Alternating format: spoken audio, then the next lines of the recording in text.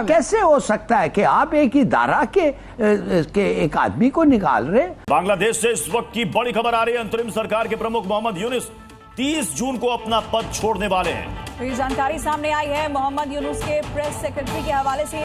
यहाँ नाज़रीन दिलचस्प और हैरान कुन सूरत हाल यह है कि इस बढ़ते हुए अवामी दबाव के नतीजे में मोहम्मद यूनुस रिजाइन कर देंगे, रिजाइन करने जा रहे हैं। What is this? मैं समझ ही नहीं सकता हूँ। बहुत बड़ा दावा सामने आया है, शेख हसीना बांग्लादेश के पीएम के रूप में वापसी करेंगी। बांग्लादेश की जो आर्मी है वो इस वक्त ढाका की स्ट्रीट्स पर है, यानी कि वो जब चीज़ों को मैनेज नहीं कर पा रहे थे और बहुत परेशान हो गए कि हर तरफ से इलेक्शंस की आवाज़ें उठ रही हैं, हर तरफ से उनको लोग क्रिटिसाइज कर रहे हैं। यार व्हाट इज दिस? कोई कंट्रोल ही नहीं है किसी चीज पे, बस अपना मकसद पूरा करो।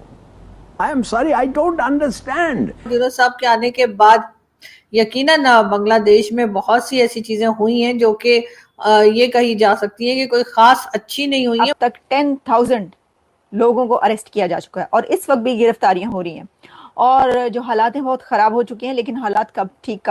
बांग्लादेश की पूर्व पीएम शेख हसीना ने अंतरिम सरकार के प्रमुख मोहम्मद यूनुस पर जमकर हमला बोला और वहां पर जो है वो धनाधन जो बख्तरबंद गाड़ियां हैं वो बांग्लादेश की सड़कों पर रवां दवा हैं, हर तरफ फौज नजर आ रही है। तो क्या शेख हसीना वापस आएंगी? क्या वो इलेक्शन में हिस्सा लेंगी? ये बात भी कई लोग जो हैं बात कर रहे हैं। नमस्ते दोस्तों, जय हिंद। हिंदुस्तान स्पेशल में आपका स्वागत है। दोस्तों, बांग्लादेश की सियासत में इन दिनों हलचल मची हुई है। आर्मी चीफ और मोहम्मद यूनुस आमने सामने हैं।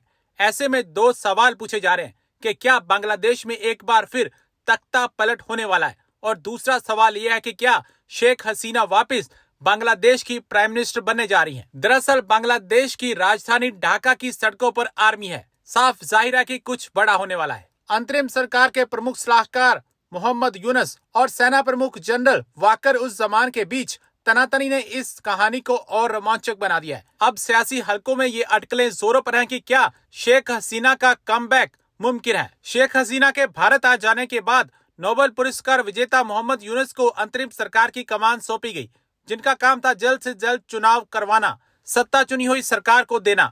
लेकिन मोहम्मद यूनुस पर आरोप है कि वह सत्ता को अपने हाथ में रखना चाहते हैं और कट्टरपंथियों को जेल से छुड़ाकर देश को अस्थिरता की ओर लेकर जा रहे हैं। शेख हसीना जो हैं वो तो जी कहा गया है कि भारत में हैं, और अब कहा यह जा रहा है मोहम्मद यूनुस साहब के लिए कि जी ये इलेक्शंस कब करवाएंगे। कहा तो यही गया था कि जी आए हैं और आने के कुछ ही दिनों के बाद इलेक्शंस जो हैं वो करवा लिए जाएंगे, लेकिन ऐसा होता हुआ दिखाई नहीं दे रहा हमको। कुछ लोगों ने आना शुरू किया है और आई होप कि कुछ लोग और भी हमें ज्वाइन कर लेंगे। गुड नाइट कहने के लिए आए। अरे अभी से गुड नाइट? अभी तो बहुत अर्ली है मेरा ख्याल है। हम लोग तो अभी जाग रहे हैं और हम तो अभी फिलहाल काम कर रहे हैं। अभी तो यहाँ पर 9 बजने वाले हैं, पाकिस्तान में 9 बजने वाले हैं और यकीनन 9:30 होने वाले होंगे भारत में, और अभी तक तो लोग जाग ही रहे होते हैं। इतनी जल्दी आप लोग सोने लगे? गुड इवनिंग वैसे कह सकते हैं। खैर, मैं आपको ये बता रही थी कि मोहम्मद यूनुस साहब जो है इनके आते के साथ ही कहा यही गया था कि जी कुछ दिनों के लिए इनकी गवर्नमेंट आई है या ये आए हैं और उसके बाद ये इलेक्शंस करवाएंगे और उसके बाद ये चले जाएंगे। लेकिन अभी तक तो जी ऐसा हमें होता हुआ कुछ दिखाई दे रहा नहीं है और ये सही जम के बैठे हुए हैं। अब कहा ये जा रहा है कि जो बांग्लादेश के आर्मी चीफ हैं उन्होंने भी इनको कहा है कि जी इलेक्शन करवाओ, और बाकी जो पब्लिक है वो भी प्रोटेस्ट कर रही है। तो क्या अगर इलेक्शन ये करवाएंगे तो क्या शेख हसीना वापस आएंगी? क्या वो इलेक्शन में हिस्सा लेंगी? ये बात भी कई लोग जो हैं बात कर रहे हैं और पूछ रहे हैं।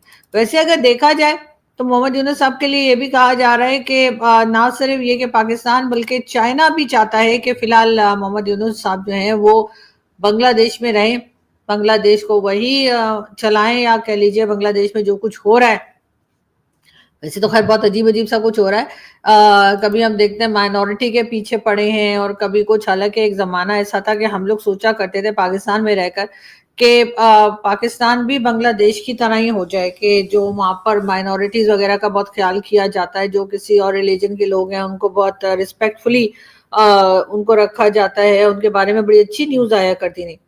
मगर अब होते होते जी हुआ ये है कि जब से मोहम्मद यूनुस साहब आए तब से तो खैर हम देख रहे हैं कि हालात जो हैं वो कोई खास इतने अच्छे नहीं हैं, और यकीनन चाहे वो कह लीजिए कि मोहम्मद यूनुस साहब हों या बांग्लादेश को अगर हम देखते हैं तो बांग्लादेश में जो माइनॉरिटी है उसका जो हाल है, अक्सर मैं देखती हूँ कि सोशल मीडिया पर बहुत वीडियोस शेयर की जाती हैं और वो बहुत अजीब होती हैं कि जो खास तौर पे जो हिंदू फैमिलीज वहाँ रहती हैं उनको परेशान किया जा रहा है और दूसरे रिलीजन के लोगों को भी परेशान किया जा रहा है, जो कि नहीं होना चाहिए।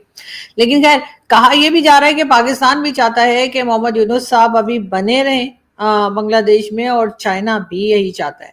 अब चाइना और पाकिस्तान ऐसा क्यों चाहता है, ये तो चाहते हैं ये तो खैर पता नहीं, लेकिन हाँ हमें तो हमेशा से आदत है कि अगर अफगानिस्तान में गवर्नमेंट चेंज होगी तो हम भाग के पहुंच जाएंगे और हम कहेंगे जी बड़ा अच्छा हुआ। और इसी तरीके से अगर बांग्लादेश में गवर्नमेंट जिस वक्त चेंज हुई तो वहां पर भी हम भाग दौड़ के पहुंच गए और हमने यही कहा कि जी बहुत अच्छा हुआ और यही होना चाहिए था। तो हमारी तो एक आदत सी है, लेकिन समझ नहीं आ रही कि आखिर चाइना का क्या फायदा है जो चाइना का नाम बार बार लिया जा रहा है। आज भी मैं 1-2 आर्टिकल्स पढ़ रही थी और कुछ न्यूज चेक कर रही थी गूगल पे, तो मैंने देखा कि चाइना का नाम भी लिया जा रहा है। चाइना के लिए भी कहा जा रहा है कि जी चाइना जो है वो चाहता है कि मोहम्मद यूनुस साहब जो है वही बांग्लादेश में बने रहे। आर्टिकल्स का तो खैर मुझे हमेशा से बड़ा शौक रहा है। मैं आर्टिकल्स वैसे पढ़ना आसान भी होता है ना, जल्दी खत्म हो जाते हैं। बुक्स को तो लेकर आपको पता है कि मुझे तो अच्छा खासा टाइम लगता है बुक पढ़ने में। बढ़ते हैं हम तीसरी खबर की तरफ, और वो खबर ये है कि बांग्लादेश की जो आर्मी है वो इस वक्त ढाका की स्ट्रीट्स पर है। ढाका की सड़कों पर बांग्लादेश आर्मी के टैंक्स नजर आ रहे हैं और वहां पर शेख हसीना की हुकूमत जाने से लेकर अब तक 10,000 लोगों को अरेस्ट किया जा चुका है और इस वक्त भी गिरफ्तारियां हो रही हैं और जो हालात हैं बहुत खराब हो चुके हैं। लेकिन हालात कब थे? देखिए, हमने आपको ही बताया था कि जब शेख हसीना की हुकूमत गई तो मैंने सभी ने, बल्कि बहुत सारे लोगों ने कहा होगा, लेकिन एक अंदाजे ये लगाए गए कि अब बांग्लादेश के जो हालात हैं वो ज्यादा देर तक अच्छे नहीं रह पाएंगे, यानी अब बड़ी देर लगेगी बांग्लादेश के हालात को ठीक करने में। और ये बात है, हमने कहा अब तो चल सो चले। अभी देखिए अब कितने साल आपको ये वाला जो पॉलिटिकल क्राइसिस और टर्मोइल है ये बांग्लादेश में आपको देखना पड़ेगा, और यही हो रहा है। और वहां पर जो है वो धनाधन जो बख्तरबंद गाड़ियां हैं वो बांग्लादेश की सड़कों पर रवां दवां हैं। हर तरफ फौज नजर आ रही है, टैंक्स नजर आ रहे हैं सड़कों पर, और जिस तरह बिल्कुल वही सिचुएशन जैसे कू हो जाता है।